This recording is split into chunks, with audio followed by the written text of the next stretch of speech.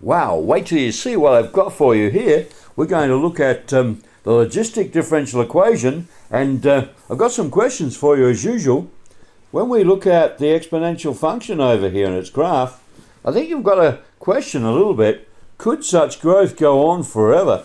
Here we go, the growth rate of the population just keeps going on, accelerates, gets faster and faster as the population gets bigger. Can it go on forever? Or here's the question down here, does it look more like this? This is often called the S-curve for obvious reasons in biology, biological growth, and there tends to be limiting resources or a carrying capacity of the environment with population growth. And can you see here there's an acceleration like the exponential, then there's a point of maximum growth, and then the rate slows down and approaches a value. Well, how would we get a function that could do that? We observe that does happen. Come on down, let's compare the functions here and see what we're after. Let's review the exponential function as a model of growth here. So we know the exponential function is that. Its rate of change. Let's do the derivative of this function. It's the constant. E remains unchanged, and we multiply by the derivative of that function there. Under the chain rule there, that's our derivative. So therefore we get the idea that the derivative is k times the original function. That's the original function there. In other words, the rate of change of this function is proportional to how much is there. So as it grows, come over here, as it gets bigger, the slope of the tangent gets bigger. Okay, so slope of the tangent or the rate of growth, either of those two here, from Hutty's trichotomy, the derivative is, remember, the slope of the tangent or the instantaneous rate of change. So the tangents are going to get steeper and steeper if you look at it graphically, or the rate of change is going to get bigger and bigger. So it's going to accelerate up there if you like. Okay, so that's that function. Now what we've got to do is see if we can find something out about the logistic function. Okay, so there it is. Now, what could we say when biologists come up with what they call this S-curve? Could we, as budding young mathematicians, model that? Can we actually create a function, discover a function, which will behave like that? So what have we got? Well, we've still got the proportional. I've used proportional sign here. That means proportional.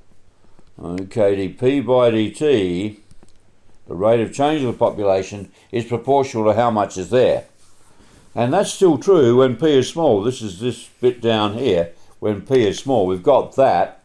Now, how are we going to describe what happens as it gets large here? Well, first of all, the slope tends to naught. You can see the slopes of the tangents is tending to 0 there, and p tends to a. So what we want to do is incorporate all those properties of the derivative, basically, isn't it, into a differential equation, see if we can solve it. So p tending to a, divide both sides by a, we get p on a would tend to 1, or 1 take p on a would tend to 0. There's a reason for doing that rearrangement, because now we can say dp by dt is proportional to p, but if we multiply by this factor, that's going to allow us to have a function or a derivative here which is going to tend to 0 as p tends to a. We're going to say it goes from 0, including 0, but excluding a there. Because what the biologists noticed is it seems to be asymptotic to a value. So this is modelling at its best, where a biologist has come to us with some actual raw data and graphed it.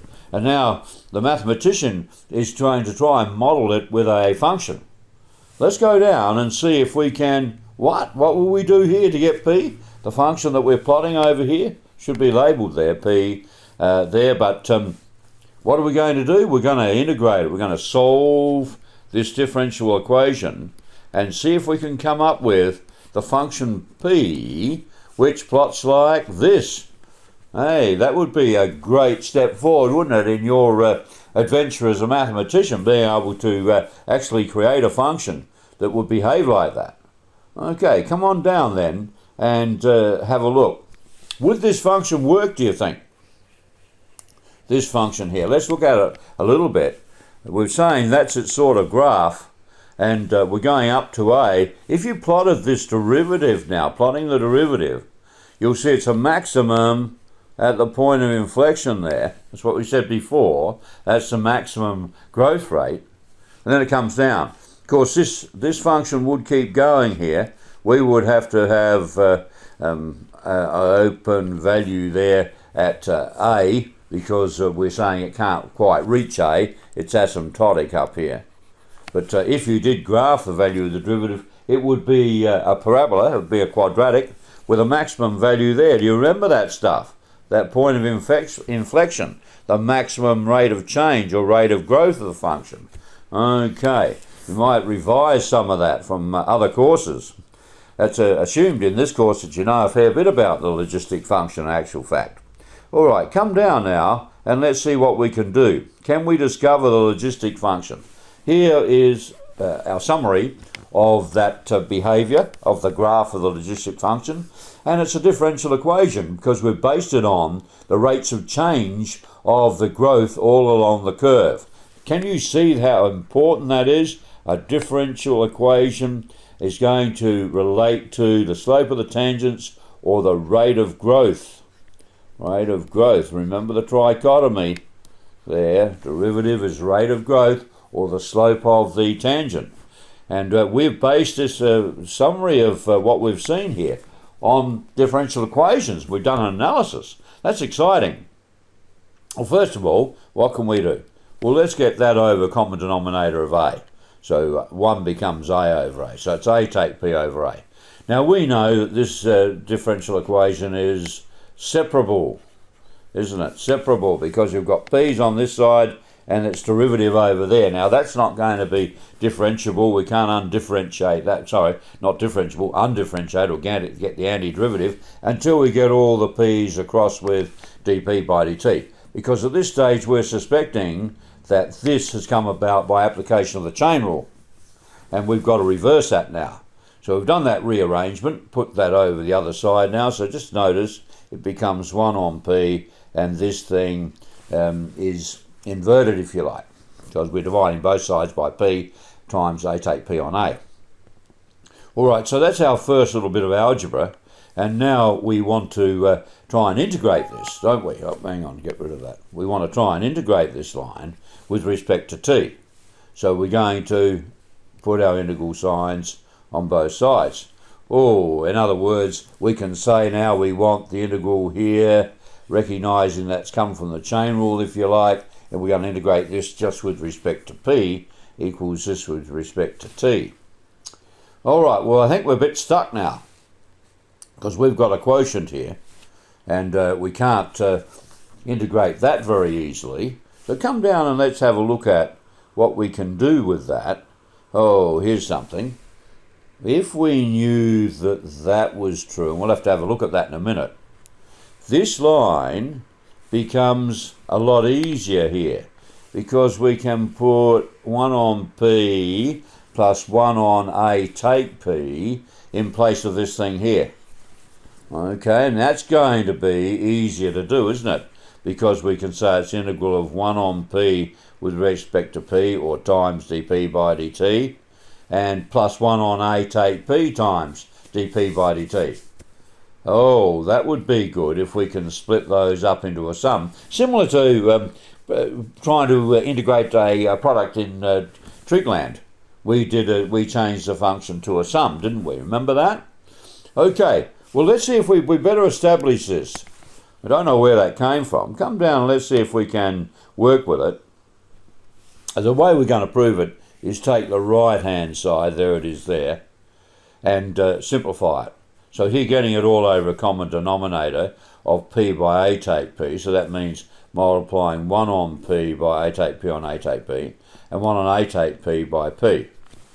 I suppose you could say cross multiplying. That's a bit naughty mathematically though. That's effectively what happens though. Okay, so here we're going to have one lot of A take P plus P, and that's A over P A take P as required. We wanted to show that this was a valid simplification of this thing here. Now this is an important step. in solving the logistic equation, or simplifying it and then solving it. So you should know this proof in this course. So it's very, very important that you realise that A over P, A take P, is 1 on P plus 1 on A take P, because it's a crucial change from a product to a sum, enabling us to solve the differential equation. All right, come down now, and let's see what the rest of it looks like now. So we've now got, and I've got a wow down there, here the integral of that becomes now possible, doesn't it? Because we can integrate this with respect to P, it's ln mod P, integrate this, it's plus ln mod A take P, because it's another 1 on, or a reciprocal function. We must also divide by neg1, because integrating this, you divide by the derivative of neg P, which is neg1. Now that's crucial. A lot of students forget that. And then integrating this side, kt plus c. Do it all at once, so we have one constant of integration for both sides. Okay, now we've got the log here minus a log. So that's a log of a quotient. A log minus log is a log of a quotient, equals kt plus c. Therefore, removing the log, p over a take p, is equal to e. If the log is this, it's the power of e, isn't it? So it's e to the kt plus c. Notice here, it's very important when you remove the modulus sign, there is a positive or negative case. Okay, so that's important. Okay, so we've got that, and then we can split it and get this plus or minus e to the c. We've seen that before in an earlier presentation, that there equals e to, and then times by e to kt. So let that be a constant. Call it b here, because we've already got big A in the question. So let's go to b, and notice here we will put the negative sign in there. So we've got plus or minus rather 1 on e to the c here. Okay, now what have we done? Why is it 1 on? Because we've also found the reciprocal of it. We've turned it upside down. Okay, so here there's a step missing there, that we've actually changed this to 1 over P over A take P, to get A take P on P. So that's an important trick. And then the powers become negative powers here, don't they, if you turn it upside down. So therefore it's going to be e to the neg c, and that's going to be there, and it's going to be e to the neg kt. So I've taken some screen clippings from Hayes and Harris publications there. Important to have their book handy by there, but that's a step that we've just omitted there. So just notice that it's been turned upside down, and so your powers are going to be negative. Okay, why have we done it? Well, because now we can say that's a over p take 1, whereas you can't split this very well here. A over p take 1 is b e to the neg kt. Okay, so then adding 1 to both sides, we've got that. And now we want to try and get p, so multiply both sides by it and then divide by 1 plus b e to kt. I've left that out here, so let's just have a look. There, multiplied across, and then divided by this one. So we've got that, and wow, what have you just noticed? You actually have been able to model an empirical result there, an S-curve, and come up with the function that will fit that. Unlike just fitting it with a calculator, you've actually gone back and mathematically analysed the function. That's an exciting result for you. As a budding young mathematician, you've actually found that logistic function from the properties of a graph. So that is definitely a wow. Okay, let's come down and let's see what we can do with it now.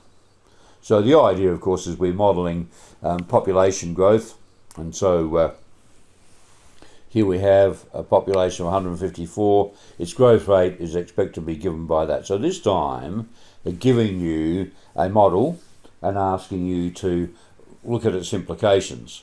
So find p as a function of t, so that means you're going to have to solve the equation.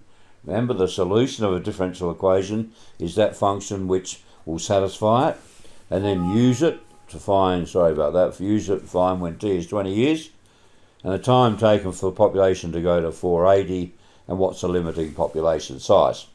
So let's get into it. Here it is here. And the first step, of course, is to get the terms over a common denominator, as we did before. So all over 500, then across to the other side. So that's going to invert because you're dividing by it, and to get 0.16. So we get this step here, and then we can say that we're using the chain rule idea. We've just got to integrate it with respect to p, and of course now we have to use our identity. A formula that's true for all values of the variables called an identity. So they've used it here. You can use k, or you can use a on a take p, p by a take p. Either way, they're just trying to avoid confusion with the p's in the problem. So that comes to 1 on p plus 1 on 500 take p. So that's a very important result there, so that we can integrate this function. And then integrating the two parts, ln mod p plus ln mod 500 take p. Don't forget to divide by the neg 1, because that's the derivative of this thing here. And then integrating that side, 0.16t plus c. Okay, so now we're subtracting the logs here, so it's a log of a quotient is 0.16t plus c. Now, it's not a bad idea here to simplify it, to sub in here when you've got the c, before you go any further, to sub for t is 0, p is 154, the initial conditions. So if you do that, you can work out c at that stage as approximately that. Use 4 figures so we can round to 3 significant figures later on if we want to. Okay, so now we've got that. So this is, you can wait till the end and sub in to get c, but it's easier here. So solve for c at this stage before you get into the e's, before you remove the logs. Okay, so now what have we got? We've got this is approximately e to the 0.16t, take that. Now we've got to remember to invert it, because that's going to be easier to simplify.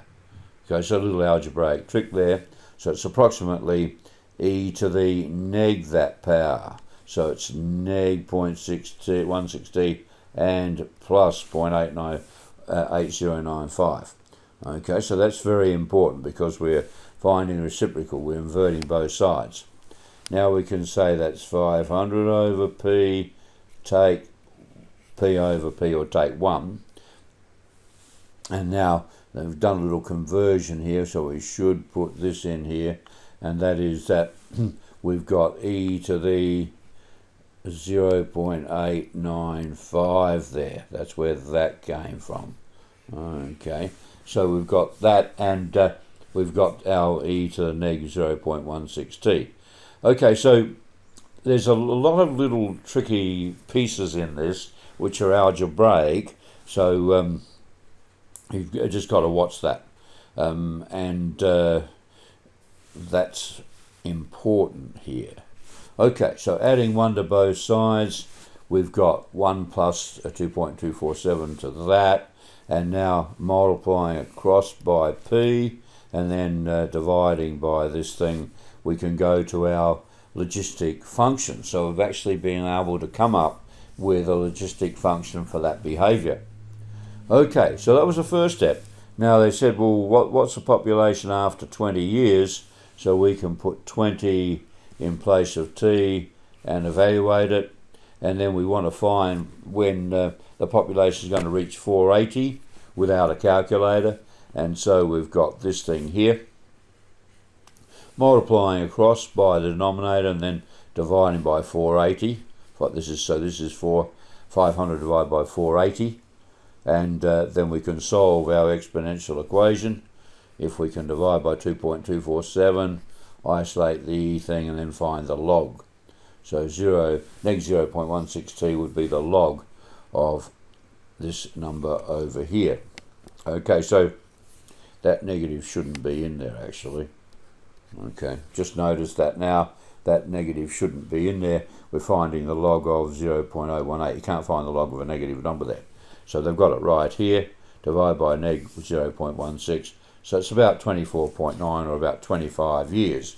Because it is only a mathematical model. We can't assume too much precision there. Now what happens in the long term?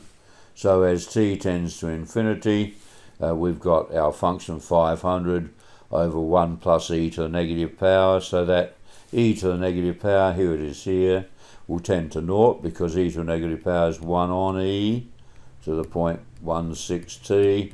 So as t gets very large, e to that large power goes to 0, and we've got 1 on that goes to 0, and therefore we've got 0 here, and it's tending to that 500, which is what we're going to start to realise, that in our logistic function here, that is the limiting value of the population.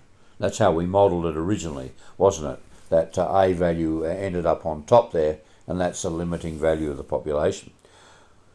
All right, we'll come down and let's have a look at some situations that we've now been able to break into by evolving, if you like, discovering the logistic function of growth. So what are some of the situations that are modelled by this? Rates of viral infection, spread of rumours, rates of chemical reaction follow that sort of growth, and we'll have a look why in a minute. So let's have a look at the spread of rumours, and they follow the same, these 2 or 3 models follow the same ideas. That A be the population, and we're going to say it's small because we're going to eventually say we're going to reach that value. In a large population that may not be possible. So if R is the number of people knowing the rumour, A take R don't know the rumour, or could be infected by a virus and not infected, or could be an active model in a active molecule in a chemical reaction that has to mix with other molecules to create the reaction. So you've got A and A take R, fulfilling those 2 roles, if you like. So the rate of change or rate of which the rumour will spread will be proportional to the product of the ones who know it and the ones who don't. So we'll start off with this sort of format, and this one, K, will be related to the probability of people meeting there. And once they meet, we're going to assume they get the virus, or they know the rumour, or a chemical reaction takes place. Do you get the idea? So these 2 are important, and we're going to be proportional. It's going to be proportional to the product of those. So what we're going to have then, get rid of that. So what we're going to have then is the same as before. We're going to have a proportional to the people who know the rumour, and therefore it's going to have this growth. It's going to have a maximum growth because it's a quadratic, and then it's going to slow down according to A take R. As R approaches A, that's going to tend to naught, and the growth rate's going to slow down. So get the idea. It's quite a powerful model, the logistic function. Okay, come down, let's do some. Okay, so here you go. Relative growth. So I want you to do what the example was up there, the same sort of thing, thinking about it.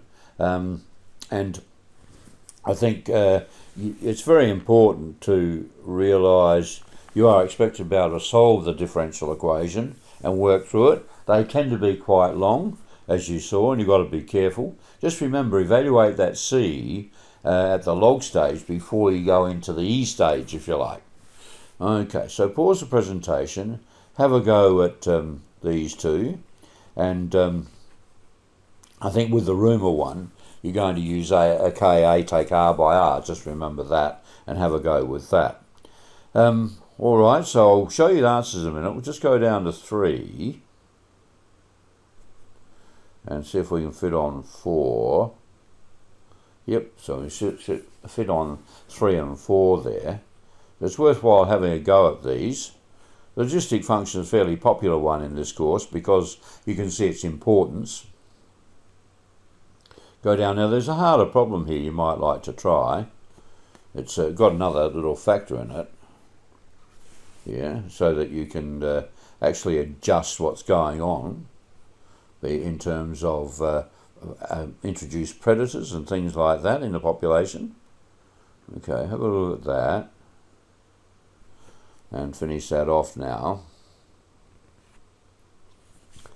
All right, let's have a look at the answers. Here's question 1. A lot of work there. Okay, a lot of work.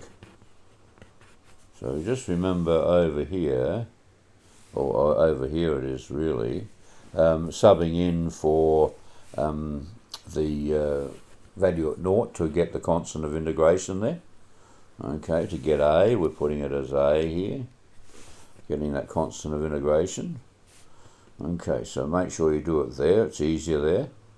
And in part D,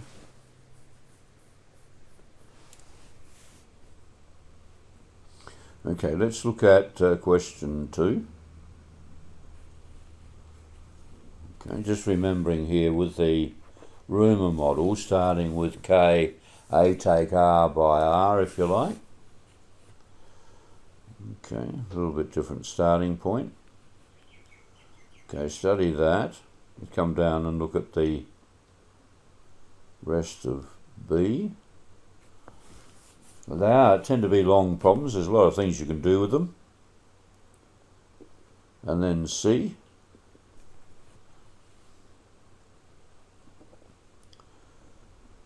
Let's look at question 3. Just remembering here, your starting model will be K, P take Y by Y with a number of active models, active molecules, if you like. Let's have a look at the rest of B. Tend to be long, don't they? With all the rearrangements and things. Let's look at part C now. Okay. And question 4.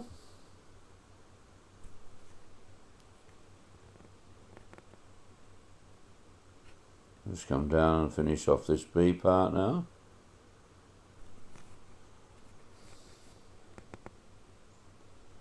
Got to get used to the fact the numbers are going to be practical numbers, not nice whole integers and things. Part C and D.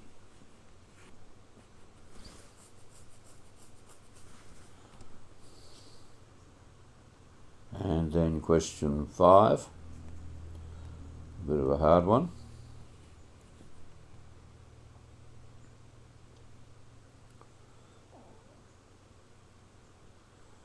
And part B and C.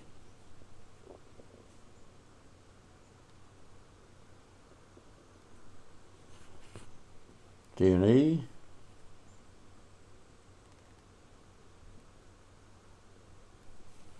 And F and G.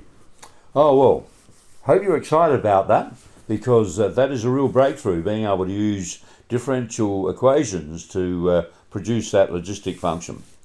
All right, so keep working at it. Cheers for me.